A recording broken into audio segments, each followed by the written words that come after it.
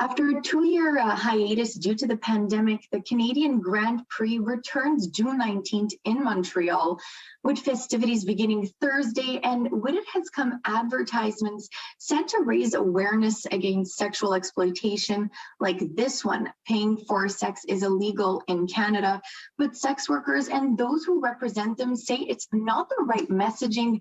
I'm joined by Sandra Wesley, director of a Montreal advocacy group for sex workers, Chez Stella. Sandra, thank you for joining us. Thank you for having me.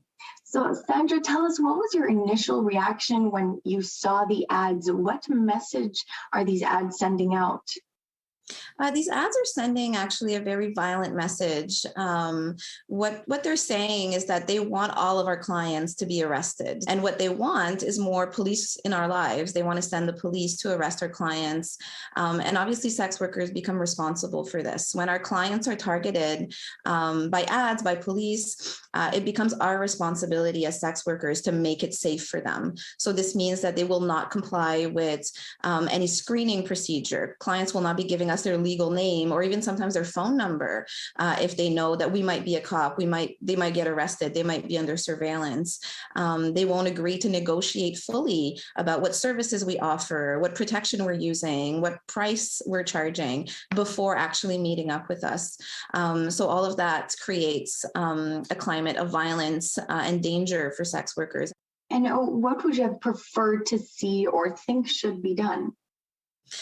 So for us, obviously, we need decriminalization of sex work. The fact that the ad is true, it is illegal to buy sex in Canada. It's actually illegal to communicate in any way with a sex worker for the purpose of buying sex. That is the state of the law in Canada. And I think the public doesn't necessarily know this. People think that sex workers are somehow decriminalized. They think that something has been done to protect us, but it's the opposite. The government has no business telling people, especially women, what we can do with our bodies. And they have no business preventing us from accepting money in exchange for sexual services. And what more needs to be done to protect sex workers when it comes to international events like the Grand Prix, where the city is filled with tourists?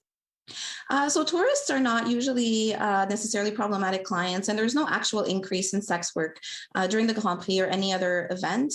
So we need to acknowledge that fact and that reality that sex work happens all the time throughout the year. Sex workers have bills to pay 12 months out of the year, so there's nothing special about summer. Some sex workers will make more money, some will make less money, but the common factor that is harming all sex workers during the Grand Prix is the police repression. We need to end this. There is no increased safety from police in our lives. There's only decreased safety.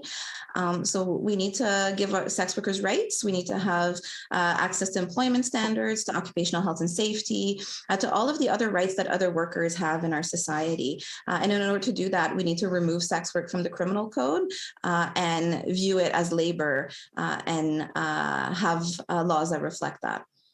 Thank you for joining us, Sandra. Thank you for having me.